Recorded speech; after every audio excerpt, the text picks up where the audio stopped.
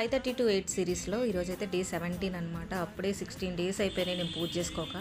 Afternoon నుంచి అనమాట school 1 to 5:30. సరేలే బాక్స్ పెట్టే పని కూడా లేదు కదా అని చెప్పేసి అట్లనే పడుకున్నా. కొంచెం హెడేక్ కూడా ఉండింది. మా ఆయన లేచి ఏంటి లేవలేదు స్కూల్కి వెళ్ళరా ఏంటి అని అడిగాడు. మా ఆయనకి తెలియదు అనమాట ఈరోజు ఆఫ్టర్నూన్ స్కూల్ అని చెప్పేసి. ఇప్పుడు నాకు గుర్తొచ్చింది మా ఆయన పనికి వెళ్తాడు బాక్స్ పెట్టాలని చెప్పేసి ఇంక వెంటనే లేచి మొహం కడుక్కొని స్టవ్ దగ్గరికి అయితే వెళ్ళిపోయాను. ఏదైనా సరే మొహం కడుక్కోకుండా పోయే దగ్గరికి అయితే వెళ్ళనండి. ఇది 3 years నుంచి పాటిస్తున్నాను అనమాట.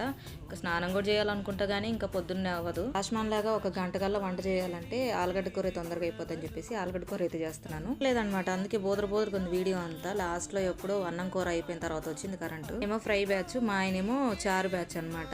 మా ఆయనకి ఏ కూర చేసినా కూడా చారుగా ఉండాలి, నాకేమో ఫ్రై ఉండాలి. ఇంకిద్దరికి డిబేట్ జరుగుతూ ఉంటది ఏ కూర వండుకున్నా కూడా. ఆలుగడ్డ కూర ఒకటే ఫ్రై అయినా చారు అయినా తింటారు కానీ మిగతా కూరలన్నీ కూడా చారు అలవాటైనాయి అనమాట వాళ్ళకి కూడా. మీరే బ్యాచ్ ఫ్రైయా కర్రీయా?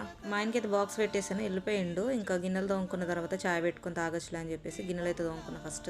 నేనైతే ఏం చేయడు పొద్దున్నే బయట తింటాడు. ఇంకా లంచ్ కి మాత్రం బాక్స్ తీసుకెళ్తాడు. తినాక కారం కొట్టాలన్నమాట, అందుకే ఒలిచి పెట్టుకుంటున్నా మళ్ళీ మర్చిపోతాను.